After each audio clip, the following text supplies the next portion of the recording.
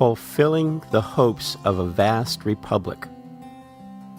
George and Abe Shared a Dream by Jim Surkamp.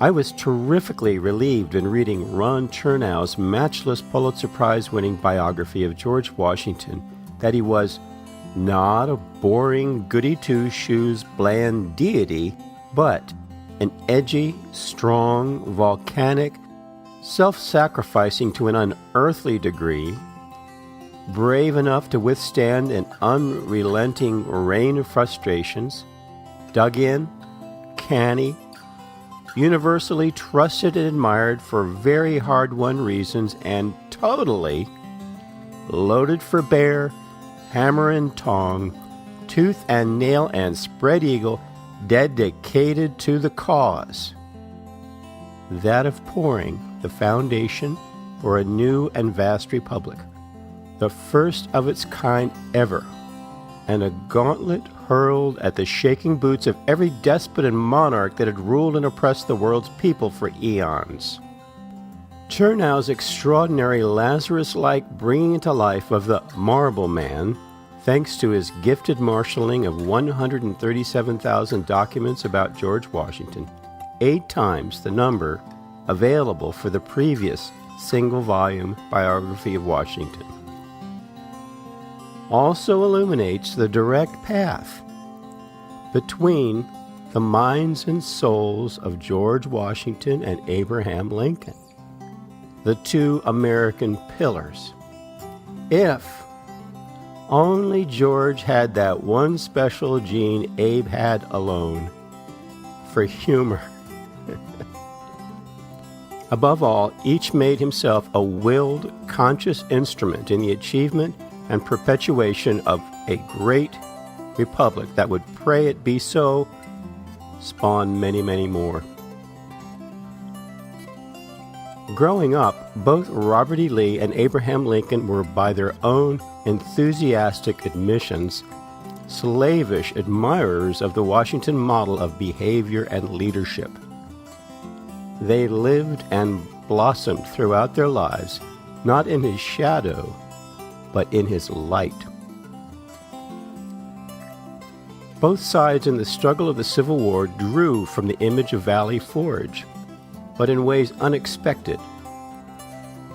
Lee, and many other common soldiers writing home, spoke of being the brave number leading the Second Revolutionary War to throw off tyranny.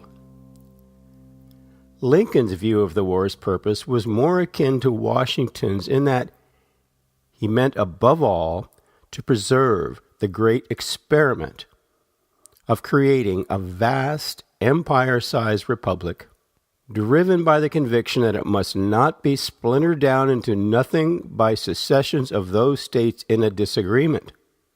Washington, as he said in his farewell address, may have recognized the split in 1861 as one of his 2 greatest antagonists to the dream of a vast republic: the uncompromising, geographically related faction or party. It's much more complex and further defined by their different times, but Washington had his own lens for perceiving such a great republic, and Lincoln quite his own. The former talked about the republic in the terms of union and common purpose, greater than regional sub-interest, uniting all from north and south, the Atlantic to the west. He learned the bitter truth when the army was held together truly only by the hope his very unwavering example provided to starving, freezing, unpaid soldiers, that to wage war against an invader, his men at Valley Forge needed money to at least put shirts on their backs in winter, bullets in their pouches, and pay and pensions for their sacrifices.